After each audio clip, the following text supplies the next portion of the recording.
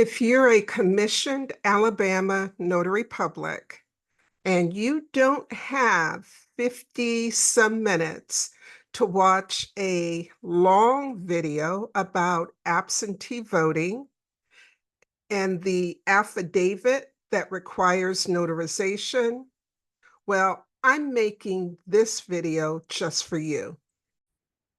In this video, I am going to try my utmost best to tell you everything that's important for you to know in less than 10 minutes.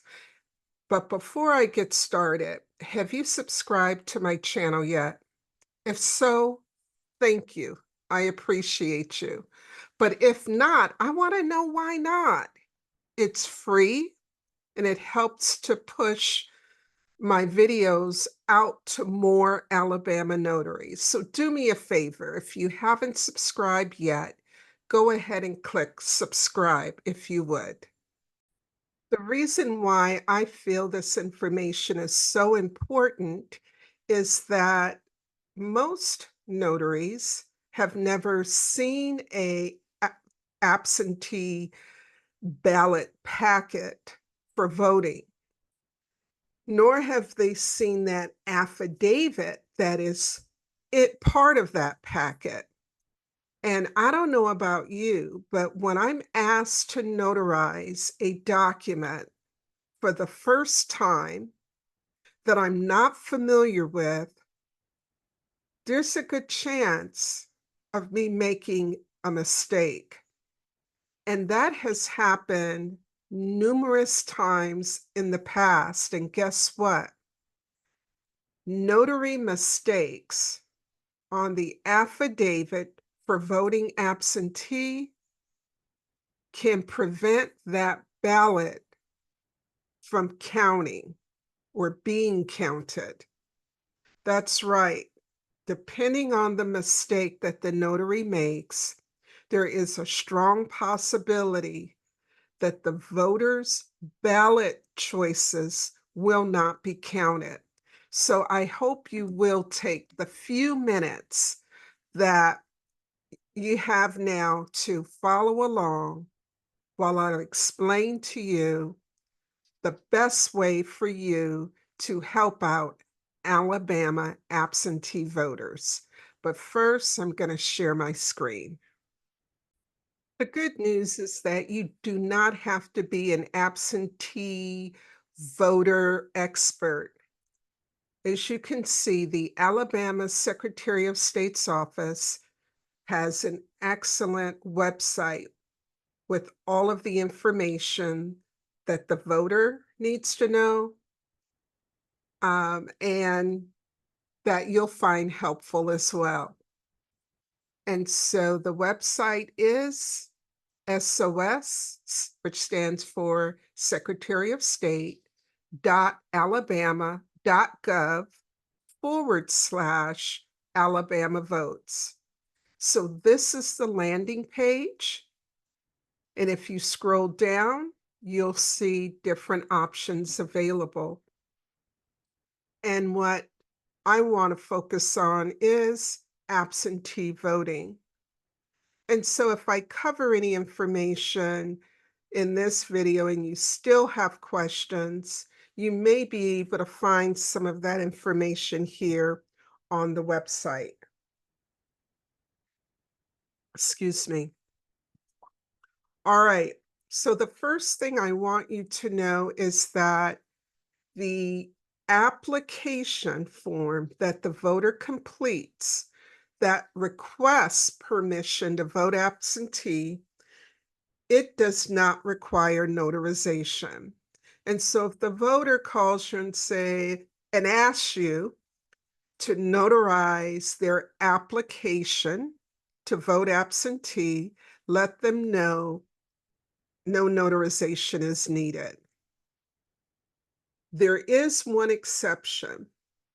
If the voter has a physical limitation that prevents him or her from signing their name on the application form, then they can just put an X for their signature or make a mark.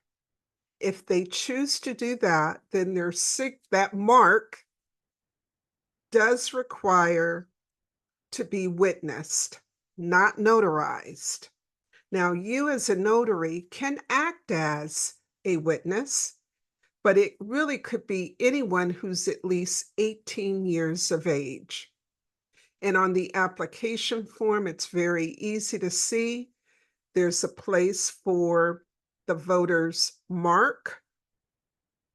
And then to the right of that is a place for a witness to sign his or her name and then also provide their home address.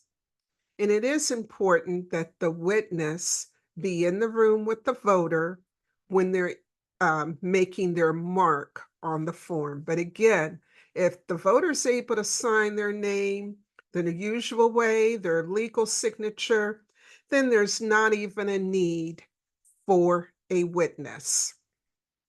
And that is something that often gets confused. So again, the application form requesting permission to vote absentee does not need to be notarized. The next thing I want to cover is the ballot itself.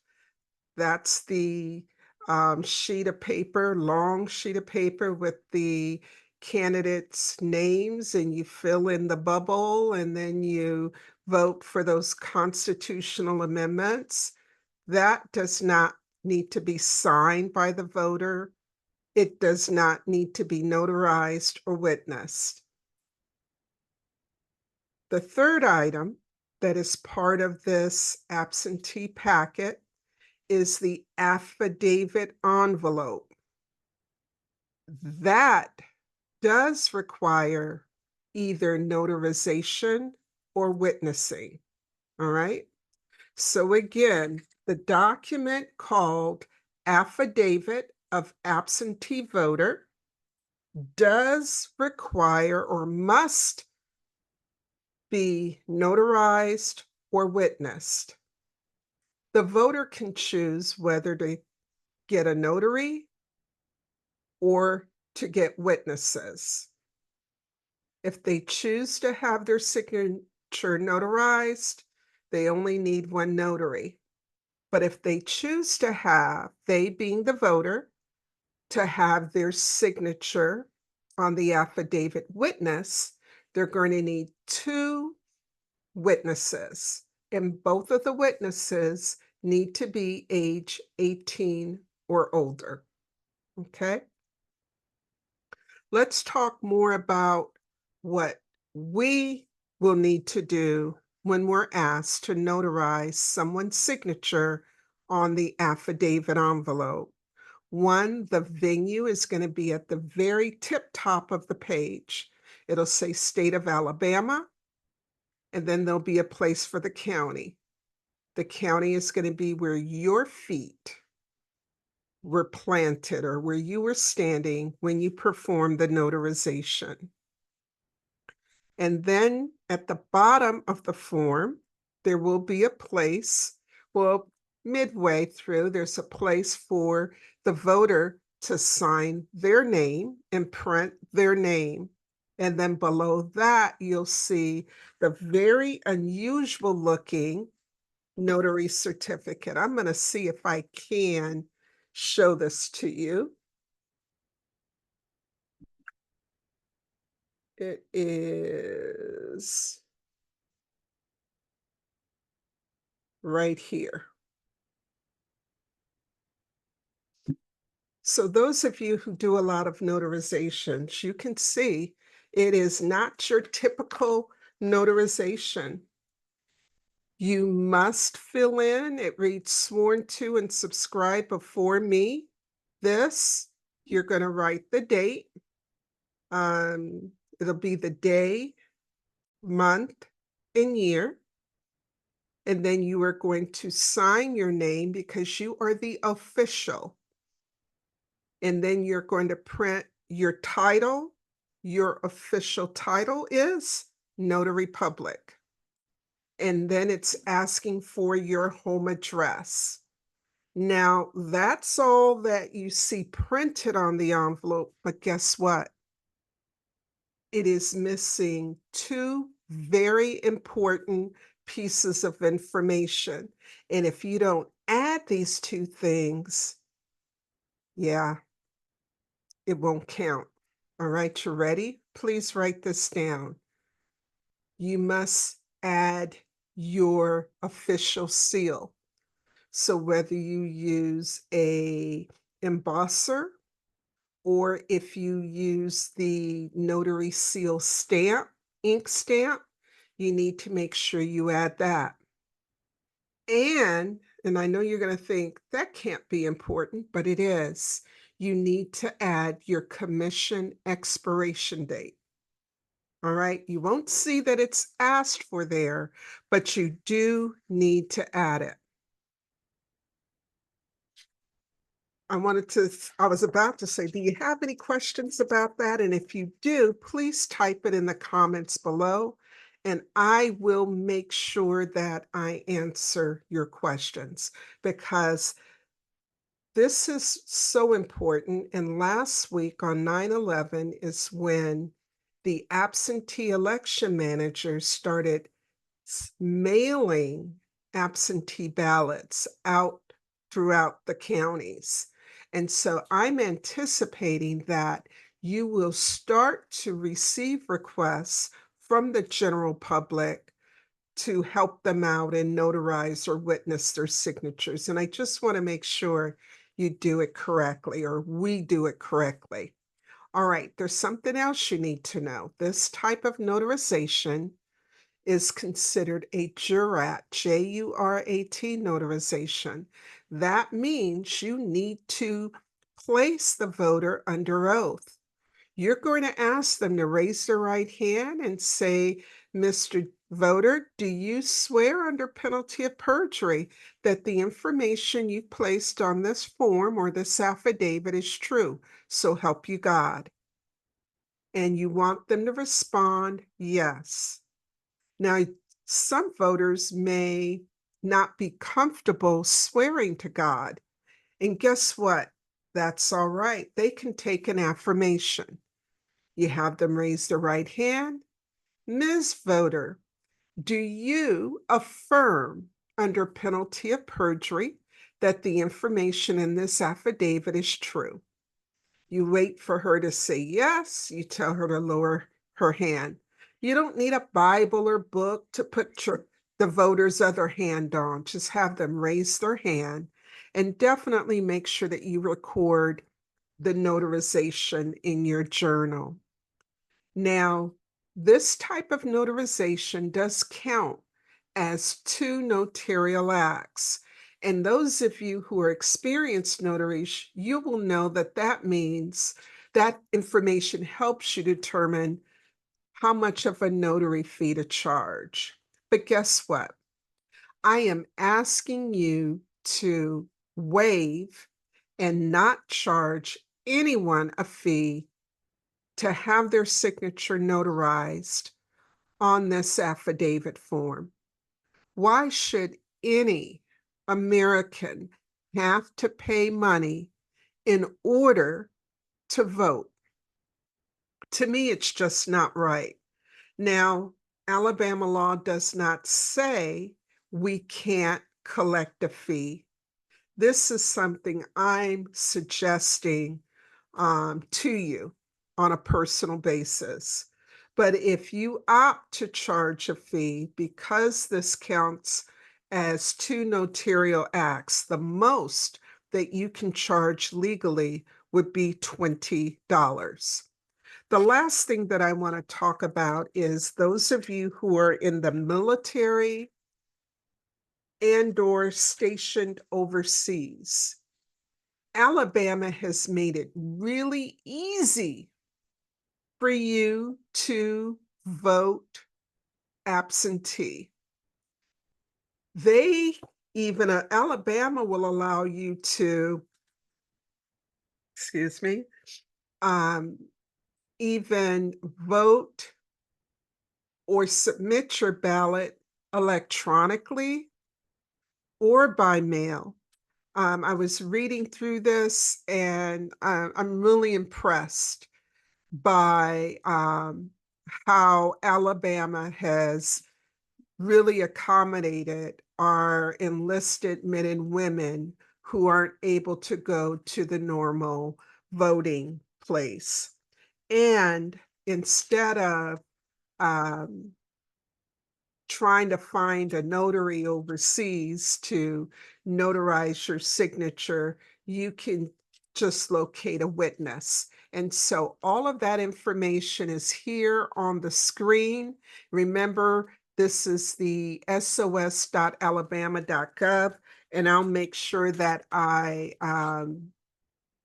add that URL either in the description of this video or down below in the comments section.